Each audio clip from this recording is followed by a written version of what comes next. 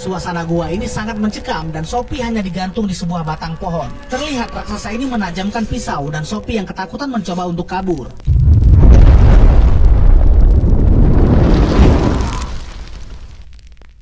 Sebuah tangan raksasa masuk melalui jendela dan menculik salah seorang anak di panti asuhan. Semua ini bisa terjadi karena Sophie suka begadang. Setiap jam 3 pagi, Sophie pasti selalu terbangun dari tidurnya. Dan ada saja hal yang ia lakukan. Contohnya, mengumpulkan surat, main sama kucing. Bahkan ia sering sekali memarahi pemuda yang suka mabuk-mabukan di dekat panti asuhannya. Sophie tidak ada takut-takutnya saat pemabuk ini akan menyerangnya. Bahkan ia mengancam akan menelpon polisi. Tapi lihatlah, di dekat jendela, seperti ada bayangan mencurigakan. Bukannya lanjut tidur, Sophie malah sibuk membaca buku. Ketika ibu panti memeriksa, Sophie malah pura-pura tidur. Kucingnya pun malah lari keluar jendela dan Sophie akhirnya mengikutinya. Saat ia melihat keluar, betapa terkejutnya Sophie saat melihat ada tangan yang sangat besar. Dan ternyata itu adalah seorang raksasa. Sophie ketakutan setengah mati, sampai tubuhnya kaku dan mulutnya membisu. Raksasa itu lalu membawa Sophie pergi entah kemana, menculik anak dari panti asuhan. Lihatlah betapa cerdasnya raksasa ini saat berkamuflase agar tidak ketahuan orang-orang di jalanan. Bahkan ia bisa berpura-pura jadi pohon. Sophie yang diculik pun hanya bisa pasrah dibawa oleh raksasa ini ke tempat yang sangat jauh. Mereka melewati lautan dan sampailah mereka di sebuah gua yang sangat mengerikan. Sepertinya ini adalah rumah raksasa itu. Suasana gua ini sangat mencekam dan Sophie hanya digantung di sebuah batang pohon. Terlihat raksasa ini menajamkan pisau dan Sophie yang ketakutan mencoba untuk kabur. Namun sayangnya, Sophie sangat panik dan menimbulkan keributan yang akhirnya membuat pergerakannya ketahuan oleh raksasa tua ini. Raksasa ini mengatakan ia sangat lapar. Tentu saja Sophie semakin takut, apalagi ketika raksasa itu memasukkan Sophie ke sebuah panci.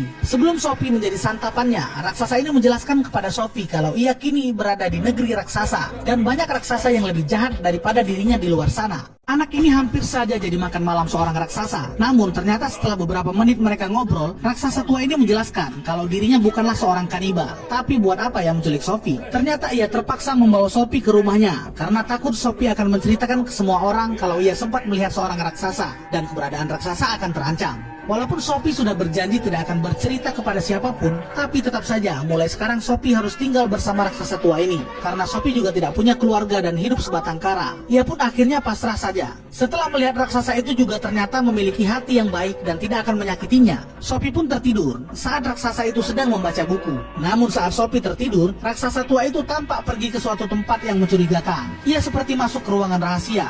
Di gua tempat tinggalnya dan di ruangan ini terdapat banyak botol kaca yang berkilau. Anak sebatang kara ini tertangkap oleh seorang raksasa jahat dan ia langsung dimakan begitu saja. Tapi ternyata semua itu hanyalah mimpi. Ia masih aman saja bersama seorang raksasa baik hati yang baru saja menculiknya. Ternyata mimpi tadi adalah pemberian dari raksasa tua yang menculiknya ini. Raksasa ini bisa memberikan mimpi apapun kepada semua manusia. Ia sengaja memberikan mimpi yang menyeramkan kepada Sophie agar Sophie tidak keluar sembarangan di negeri raksasa ini. Sebab di luar sana banyak raksasa jahat yang kanibal dan suka memakan manusia. Baru saja kita bahas soal raksasa jahat. Makhluk mengerikan itu pun datang dan mengacaukan rumah raksasa tua ini. Sophie yang sangat kecil ini tampak ketakutan dan bersembunyi di dalam sebuah timun. Raksasa jahat ini suka sekali mengganggu rumah raksasa tua yang mereka anggap kerdil. Tapi kini sepertinya Sophie dalam masalah. Raksasa ini malah mengambil timun tempat ia bersembunyi dan akan memakannya. Raksasa tua ini tidak sadar kalau Sophie ada di dalam timun itu. Raksasa tua ini pun berusaha mengalihkan perhatian raksasa jahat agar tidak memakan timun yang ada anak manusia di dalamnya. Raksasa tua ini pun membawa Sophie ke dalam ruangan rahasianya dan membersihkan tubuh Sophie. Kini Sophie akan tinggal untuk selamanya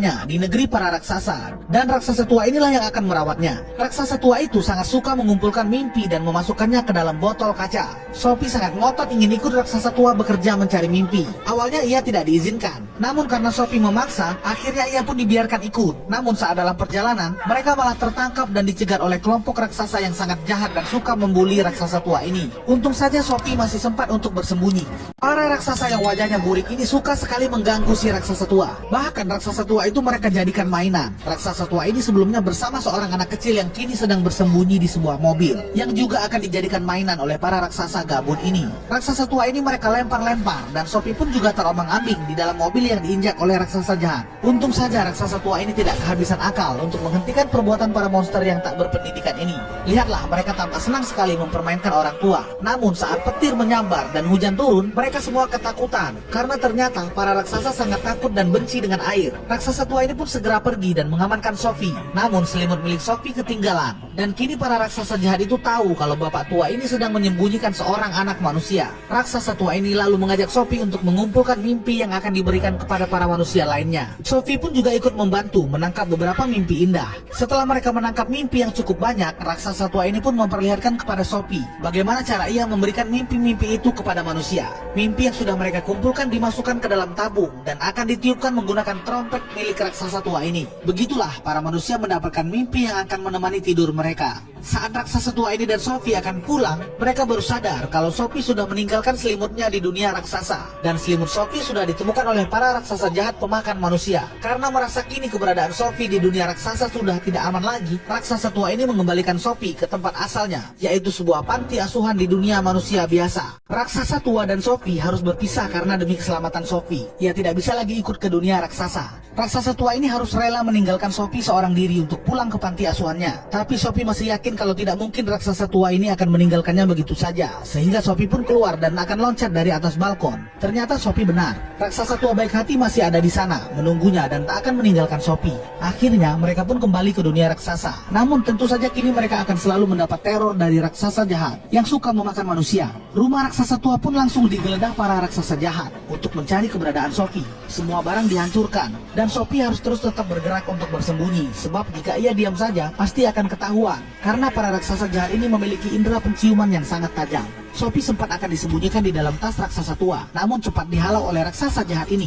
Raksasa tua ini pun tampak sangat kesal dan memberanikan diri untuk mengusir para raksasa jahat yang sudah memporak-porandakan rumahnya. Sophie lah yang menjadi incaran para raksasa jahat yang ingin memakannya, dan raksasa tua baik hati ini akan terus melindungi Sophie. Saat situasi sudah mulai kondusif, Sophie pun mengatakan kalau ia punya ide cemerlang untuk menghentikan para raksasa jahat. Rencananya adalah mereka akan mengirimkan mimpi buruk kepada Ratu Inggris yang berisi bahwa ada seorang anak kecil yang diculik raksasa dan ada kelompok raksasa jahat yang harus dimusnahkan. Raksasa tua ini punya keahlian untuk mengirim dan menciptakan mimpi, sehingga mereka pun langsung mengendap-endap ke istana ratu. Dan setelah menemukan kamar tidur sang ratu, mimpi itu pun langsung ditiupkan sampai sang ratu langsung merasa gelisah. Rencana berikutnya adalah setelah ratu terbangun, Sophie akan menunjukkan dirinya. Begitu juga dengan raksasa tua tadi, sehingga ratu akan merasa kalau mimpinya adalah kenyataan. Raksasa tua ini pun menjadi tamu istimewa di istana ratu. Walaupun awalnya ia membuat kekacauan karena tak terbiasa di dunia manusia, namun pada akhirnya rencana Sophie dan juga raksasa ini untuk meminta bantuan ratu berhasil. Sebelum masuk ke pembahasan utama, raksasa tua ini pun diberikan makanan yang sangat lezat dan tampak ia baru pertama kali merasakan kenikmatan seperti ini.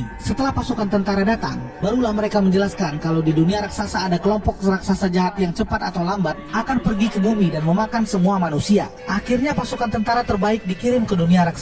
Perjalanan yang ditempuh cukup jauh dan raksasa tua inilah yang akan memimpin perjalanan itu. Setelah melewati awan yang tebal sampai membuat radar kacau, akhirnya mereka sampai ke dunia raksasa. Namun mereka tak bisa langsung melakukan serangan. Para tentara harus menunggu hingga pagi sampai para raksasa jahat terbangun. Raksasa tua ini sedang mempersiapkan mimpi buruk yang akan ia berikan kepada raksasa jahat di negeri ini. Setelah mimpi siap, ia menunggu waktu yang tepat. Namun raksasa tua ini baru sadar kalau trompet pemberi mimpinya tertinggal di istana ratu saat mencoba memberikan mimpi kepada sang ratu. Akhirnya tanpa pikir panjang, Sophie langsung berlari ke arah raksasa jahat yang sedang tidur sambil membawa mimpi buruk yang akan diberikan kepada mereka. Namun Sophie malah tertangkap oleh salah satu raksasa karena ia terlalu lama berpikir. Tapi sebelum tertangkap, untung saja Sophie masih sempat memecahkan botol kaca yang menyimpan mimpi-mimpi itu, sehingga beberapa dari raksasa jahat itu merasakan mimpi buruk sampai membuat mereka trauma. Namun pemimpin raksasa jahat ini masih bisa menghalau mimpi itu dan akan menyerang Sophie.